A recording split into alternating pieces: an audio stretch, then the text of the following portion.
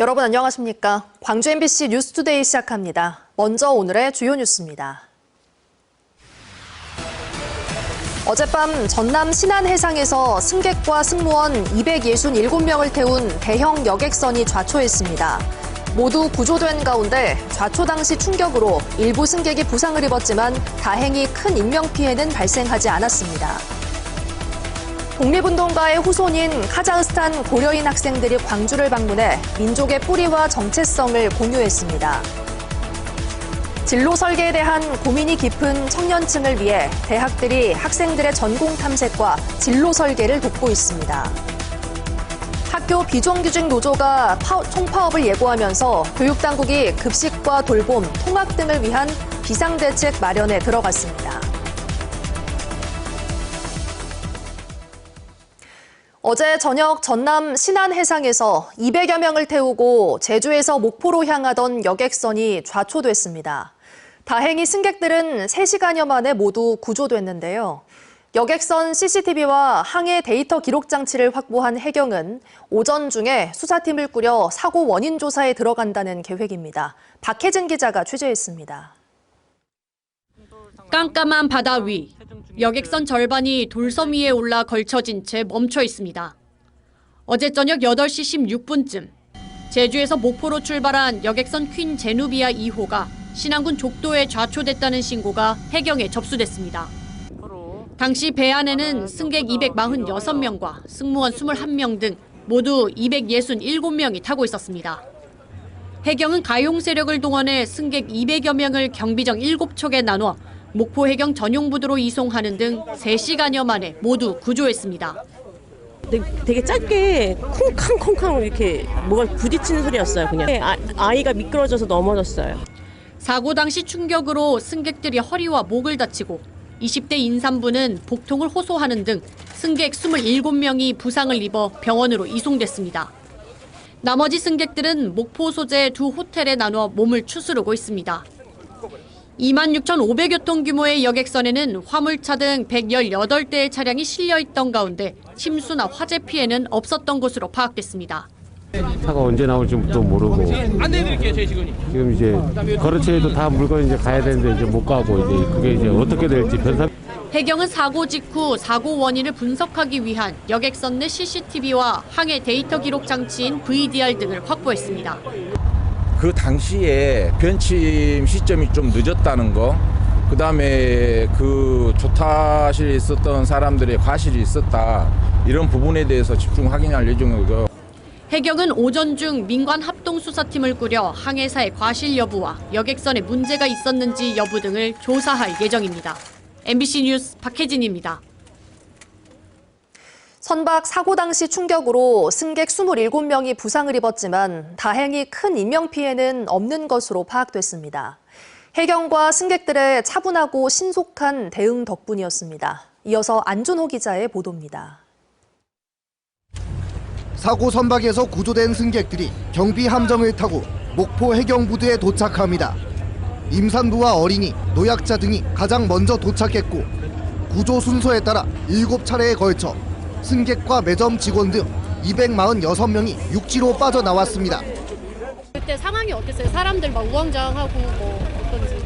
그런 상태는 별로 안 있었어요. 직원 21명은 여객선에 남아 선체 상태 점검을 도왔습니다. 해경은 사고를 접수하고 20여 분 만에 경비 함정과 구조정 등 20여 척과 항공기 한 대를 급파했습니다. 선내 방송과 함께 승선원 전원은 구명조끼를 착용한 채 갑판에 모여 대기했습니다. 해경의 지시에 맞춰 승객들은 질서 있게 함정별로 옮겨 탔습니다. 순서에 따라 신속하게 구조가 진행됨에 따라 좌초 여객선 승객 전원은 어젯밤 11시 30분쯤 해경 함정으로 이송이 완료됐습니다. 방송을 통해서 승객들에게 구명조끼를 입고 또 우리가 가고 있으니까 그 선박이 그때까지도 어떤 침수되거나 하는 상황은 없었습니다. 그러니까 안정을 취하고 기다리라고 그렇게 지시를 했고, 좌초 당시 충격으로 허리 통증 등 부상을 입은 승객 27명은 병원으로 옮겨졌고 나머지 승객들은 미리 준비된 차량을 이용해 제공된 숙소로 이동했습니다.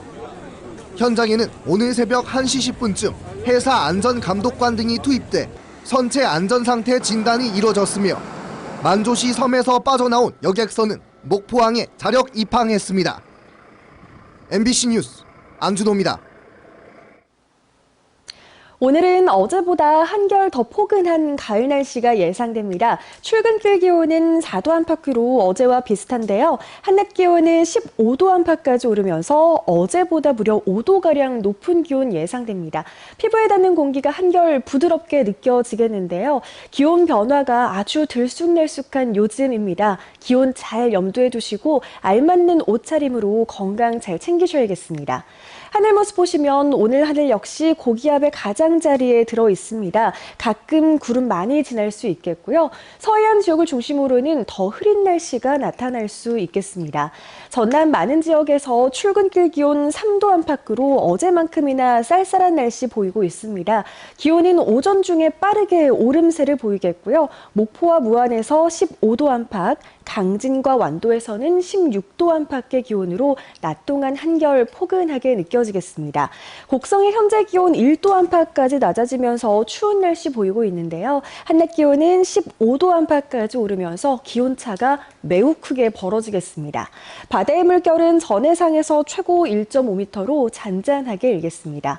당분간 기온은 오늘과 비슷한 수준으로 일교차 큰 날씨가 지속되겠습니다. 날씨 정보였습니다. 광복 80주년을 맞은 올해 특별한 손님들이 광주를 찾았습니다. 독립운동가의 후손들인 카자흐스탄 고려인 학생들인데요. 자신의 뿌리를 찾아 한국을 방문한 고려인 학생들은 광주 학생 독립운동에서 5.18로 이어지는 광주의 역사를 지켜보며 깊은 울림을 얻었습니다. 보도에 천홍희 기자입니다. 카자흐스탄 10대 학생들이 광주 학생 독립운동 기념관을 찾았습니다. 앳된 얼굴의 학생들은 독립운동가에게 참배하고 한참 동안 그들의 얼굴을 보며 발걸음을 떼지 못합니다.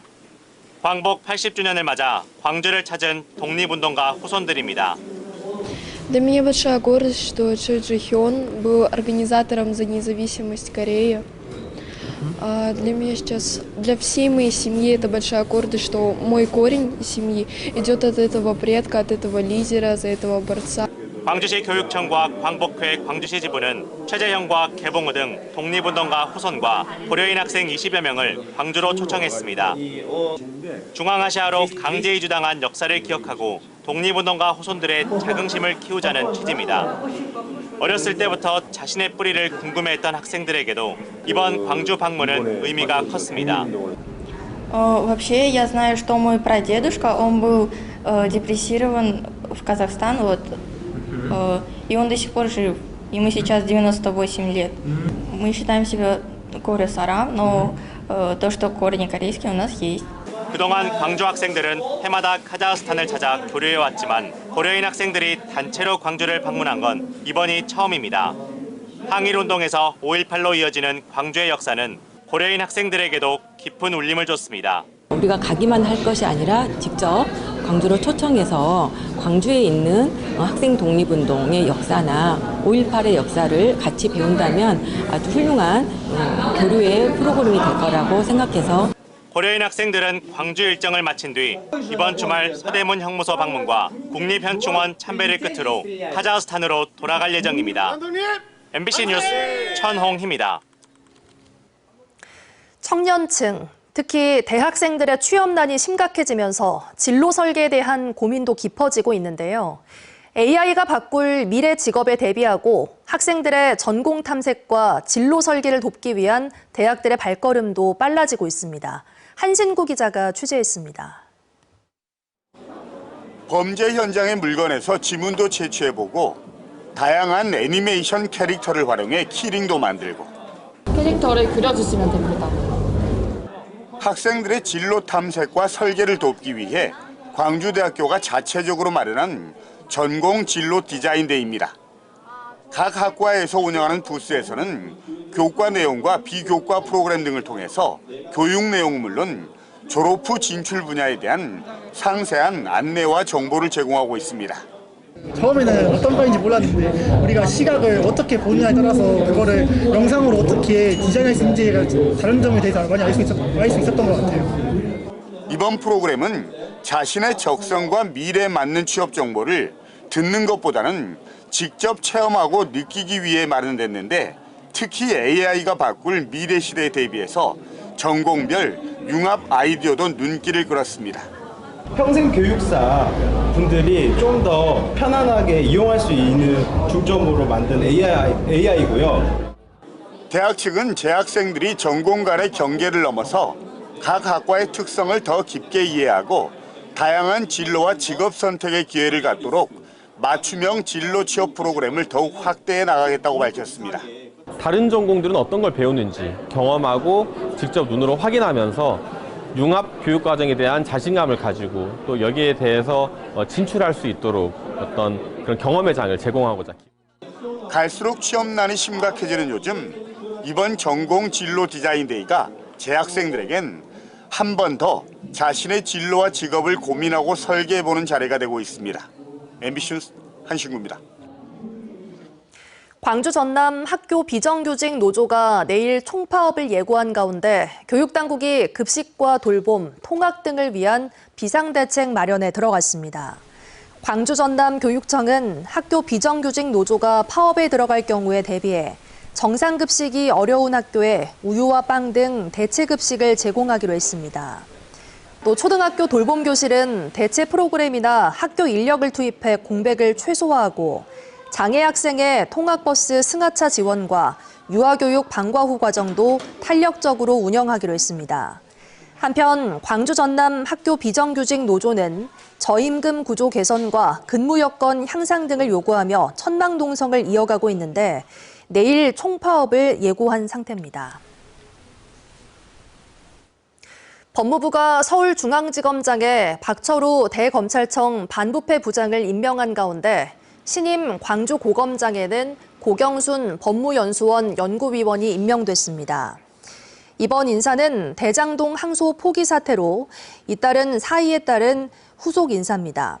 항소 포기와 이에 따른 민주당의 검사장 징계 추진에 반발하며 사의를 밝힌 송강 광주고검장은 오늘 퇴임식을 갖습니다.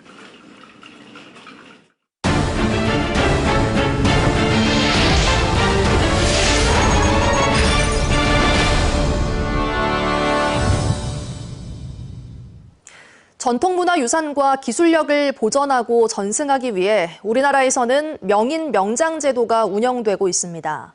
하지만 명인 명장들은 후계자도 찾지 못할 정도로 어려움을 겪는 게 현실인데요.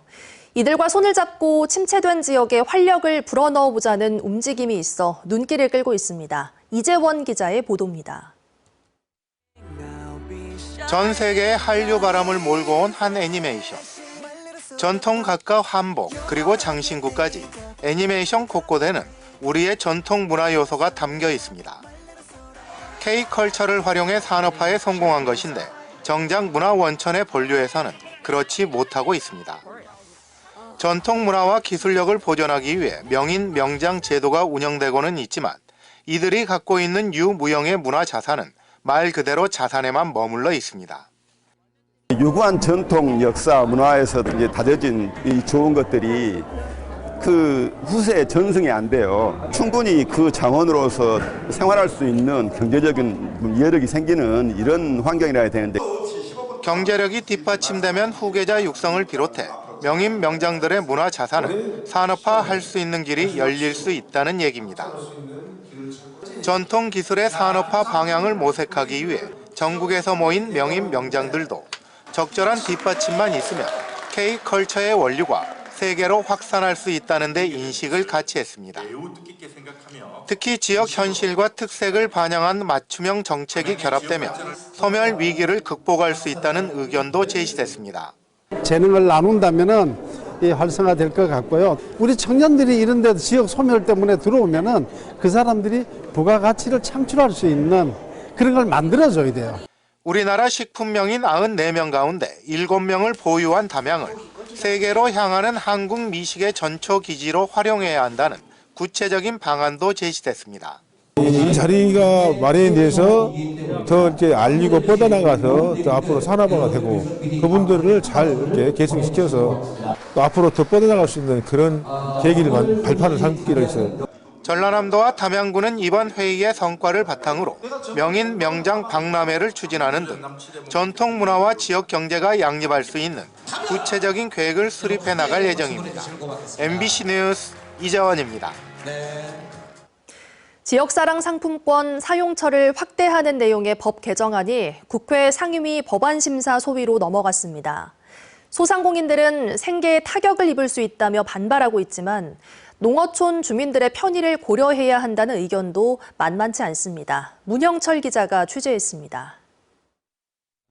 전남 지역 국회의원들이 잇따라 발의한 지역사랑 상품권법 개정안입니다. 지역 상품권 가맹점 등록 조건을 완화하는 내용으로 법안이 통과되면 농어촌 지역에 있는 하나로마트에서도 지역 상품권을 사용할 수 있습니다. 소상공인들은 생계에 타격을 입고 제도의 취지에도 어긋난다며 강하게 반발했고, 이에 맞춰 여수시 의회 본회의에는 법안 철회를 촉구하는 건의안이 상정됐습니다. 하지만 심사 과정에서 농어촌 주민들의 편의를 고려해야 한다는 반론이 만만치 않았습니다. 골목 상권은 보호되는데 농어촌 주민들의 이익은 보호되지 않는다. 이런 양면성이 있는데 이런 것들을 충분히 검토를 하셨는지. 재검토가 필요하다는 의견이 이어지면서 법안 철회 촉구 건의안은 찬성 11표, 반대 13표, 기권 1표로 부결됐습니다. 이달 말까지 사용할 수 있는 민생회복 소비 쿠폰에 대해 지자체들은 정부 지침을 반영해 상권이 취약한 읍면지역 하나로마트에서도 쿠폰을 사용할 수 있도록 허용했고, 실제 전남에서는 140여 곳에 적용되고 있습니다. 일반적인 지역 상품권의 경우에도 농어촌의 상황을 잘 알고 있는 시군에 자율권을 부여해야 한다는 주장이 나옵니다. 굳이 이 법령을 개정하지 않아도 지역 단위 특례 조항이라든가 지자체 신고제라든가 이런 것들을 활용할 수 있는 부분들이 있었을 건데, 한편 행정안전부는 예외 규정을 통해 지역 상품권 사용 범위를 확대할 경우 형평성 문제 등이 발생할 수 있다며 법 개정에 신중한 입장을 보이고 있습니다. MBC 뉴스 문형철입니다.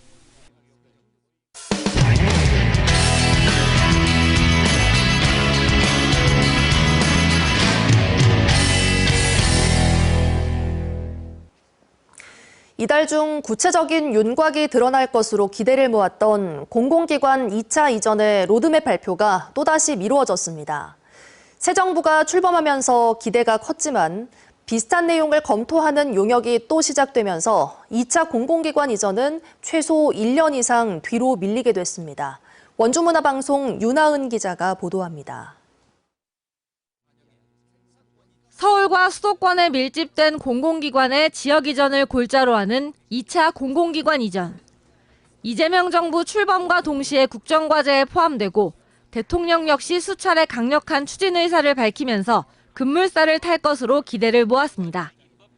지난 2023년 시작돼 한 차례 연기된 관련 용역 결과 발표에 전국 지자체의 이목이 집중됐고, 빠르면 이달 중 결과가 공개될 것으로 예상됐습니다. 그런데 최근 정부가 돌연 2차 공공기관 이전과 관련한 또 다른 용역을 발주했습니다. 그야말로 용역에 용역이 이어지는 상황이 된 겁니다. 2차 공공기관 이전이 논의되기 시작한 건 2018년 과거 문재인 정부 시절로 거슬러 갑니다. 2차 공공기관 지방 이전 계획 수립 연구 용역이 처음 시작됐지만 결과 발표 없이 흐지부지 됐고, 2023년 윤석열 정부에서도 5억 넘는 예산을 들여 비슷한 용역을 발주했는데 과업기간이 1년 연장된 상태였습니다. 이런 상황에서 또 시작된 이재명 정부의 2차 공공기관 이전 실행 지원 용역은 내년 말까지가 기한입니다. 실제 이전이 시작되는 시점은 2027년 이후가 될 가능성이 큽니다. 문제는 정부가 어떤 가이드라인 발표도 없이 용역의 용역만 반복하면서 지자체의 유치 경쟁도 길어지고 있다는 겁니다. 혁신도시와 비혁신도시 간 갈등뿐 아니라 도내 시군 사이에서도 미묘한 신경전이 오가고 있습니다.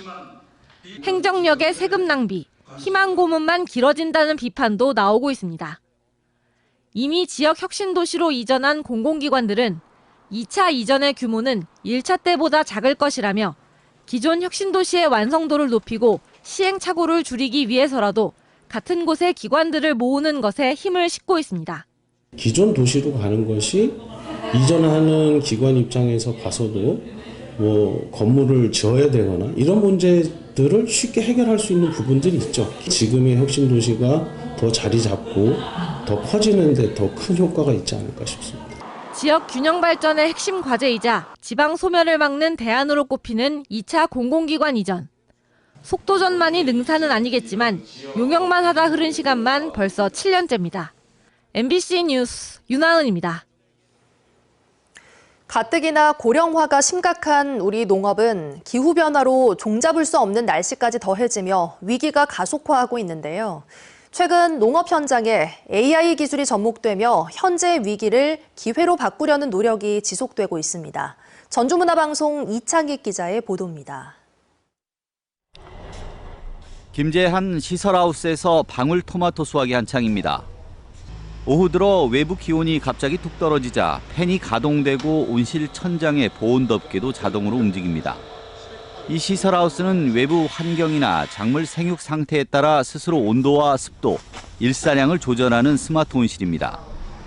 젊은 농장주는 수년간 기록해온 작물 데이터와 세계 기상 정보를 인공지능으로 학습시켜 이제는 AI가 알아서 작물을 키우는 단계에 이르렀습니다. 감각으로밖에, 경험으로밖에 운영을 할 수가 없었거든요. 하지만 AI 도입을 하고 난 다음에는 당연히 생산량도 늘어나고 에너지도 절약될 수 있는. 농촌진흥청은 기후위기와 고령화로 인한 농업의 위기를 넘기 위한 인공지능 융합 전략을 내놓았습니다. 시범 운영에 들어간 AI 이사기는 농사 계획부터 오늘 농작업까지 수요자에게 맞춤형 정보를 제공하는 서비스로 내년부터 일반 농가에 보급합니다. 또 시설원의 생산성을 높이기 위해 차세대 온실 종합관리 플랫폼인 아라온실을 상용화합니다. 재해위험 수급 불안정에 대응하기 위한 AI 기반 시스템도 강화하는데 AI 병해충 진단 프로그램을 고도화하고 농산물의 생산량과 재배 적지를 예측하는 위성 데이터 기반의 수급 안정화 모델도 만들고 있습니다. 이를 통해 농가 수입 20% 향상, 농작업 위험 20% 경감, 개발 보급기간 30% 단축을 이뤄낼 계획입니다. 농진청은 여기에 파종부터 수확까지 전 과정에 AI 기반 스마트 농기계와 통합 관제 시스템을 개발해 무인 농작업 시대를 열어나갈 계획입니다. MBC 뉴스 이창익입니다. 프로야구팀이 없는 충남도가 KTX 천안 아산역 인근에 프로야구 경기와 K-팝 공연 등이 가능한 국내 최대 규모의 돔구장 건립을 추진하겠다고 나섰습니다. 2031년까지 1조 원을 투입해 5만 석 이상 규모의 돔구장을 세운다는 건데 프로야구 경기 유치 가능성은 물론 재원 마련 등을 두고 회의적인 시각도 나오고 있습니다. 대전문화방송 최기웅 기자의 보도입니다. 김태흠 충남지사가 기자회견을 열고 천안 아산 지역에 미래형 복합 문화체육 공간 조성 구상을 내놓았습니다. 프로야구 경기는 물론 K-팝 공연 등을 개최할 수 있는 5만 석 이상의 국내 최대 규모 돔구장을 짓겠다는 겁니다. 김 지사는 이른바 천안 아산 돔구장을 KTX 천안 아산역에서 도보로 10에서 20분 거리에 위치한 20만 제곱미터 부지에 2031년까지 1조 원을 투입해 완성하겠다고 말했습니다. 비와 눈, 더위와 추위에도 영향받지 않는 365일 시민의 문화 공간이자 다양한 행사를 유치할 수 있는 대한민국 모두의 복합 여가 플랫폼이 될 것입니다. 현재 국내 돔구장은 16,000석 규모의 서울 고척 스카이돔이 유일합니다. 김 지사는 한국야구위원회와 협의해 연간 프로야구 30경기 이상을 개최하고 나머지 150에서 200일가량은 K-팝 공연 등으로 활용할 계획이라고 덧붙였습니다. 프로야구 경기 유치 가능성에 대해서는 특정 구단에 얽매이지 않는 방식으로 충분히 해결 가능하다고 답했습니다. 독립경기를 할 수 있게 하려고 합니다. 예를 들어서 KBO하고 협의해서 각 그 팀들이 1년에 두서너 게임씩만 여기서 이렇게 하는 그런 형태로 가게 되면은요, 적어도 한 30경기 정도는 나오리라 이렇게 보고요. 또한 사업비는 민간 투자 유치, 국비 확보 등 다각적인 재원 조달 방안을 검토해 도민 부담을 최소화하겠다며 다음 달부터 부지 선정과 타당성 조사 용역을 추진하겠다고 했습니다. 최근 김용한 충북지사도 청주의 돔구장 추진을 선언하는 등 지자체장들의 이딴 행보가 지방선거를 앞둔 셈법이라는 비판도 나옵니다. 천하산적 복합환수센터에도 8천억의 민자가 필요합니다. 곧 이어서 1조 원의 민자 사업을 추진한다는 것은 선거를 앞둔 정치적 노림수로밖에. 김 지사는 돔구장은 선거와는 무관하고 오랫동안 생각했던 일이라며 충남도 주도가 아닌 전문 기업이 참여해 운영하는 형태로 추진한다고 선을 그었습니다. MBC 뉴스 최규입니다. 광주시가 양림동을 중심으로 형성된 기독교 선교 유산을 유네스코 세계유산으로 등재하는 방안을 추진합니다. 광주시는 오늘부터 이틀간 학술회의와 워크숍을 열어 한국 근대 기독교 선교의 역사적인 가치를 조명하고 양림동 선교유산의 유네스코 등재 가능성을 검토할 예정입니다. 또 기독교단 협의회와 광주관광공사 등 유관단체들과 협력 방안도 모색하기로 했습니다. 광주 양림동에는 오웬 기념각과 우일선 선교사 사택, 선교사 묘역 등 기독교 선교유산이 산재해 있습니다. 색채 예술가 안진희 작가의 개인전이 광주 과기원 오룡아트홀에서 개막했습니다. 꽃의 작가로도 불리는 안진희 작가는 꽃의 시간과 꿈꾸는 책장 등을 주제로 화려한 색채와 정제된 구성이 어우러진 30여 점의 그림을 선보입니다. 이번 전시는 내년 2월까지 학생과 시민 누구나 무료로 관람할 수 있고 다음 달 4일에는 일반 관람객을 대상으로 작가와의 대화가 마련됩니다. 오늘은 어제보다 한결 더 포근한 가을 날씨가 예상됩니다. 출근길 기온은 4도 안팎으로 어제와 비슷한데요. 한낮 기온은 15도 안팎까지 오르면서 어제보다 무려 5도가량 높은 기온 예상됩니다. 피부에 닿는 공기가 한결 부드럽게 느껴지겠는데요. 기온 변화가 아주 들쑥날쑥한 요즘입니다. 기온 잘 염두에 두시고 알맞는 옷차림으로 건강 잘 챙기셔야겠습니다. 하늘 모습 보시면 오늘 하늘 역시 고기압의 가장자리에 들어 있습니다. 가끔 구름 많이 지날 수 있겠고요. 서해안 지역을 중심으로는 더 흐린 날씨가 나타날 수 있겠습니다. 전남 많은 지역에서 출근길 기온 3도 안팎으로 어제만큼이나 쌀쌀한 날씨 보이고 있습니다. 기온은 오전 중에 빠르게 오름세를 보이겠고요. 목포와 무안에서 15도 안팎, 강진과 완도에서는 16도 안팎의 기온으로 낮 동안 한결 포근하게 느껴지겠습니다.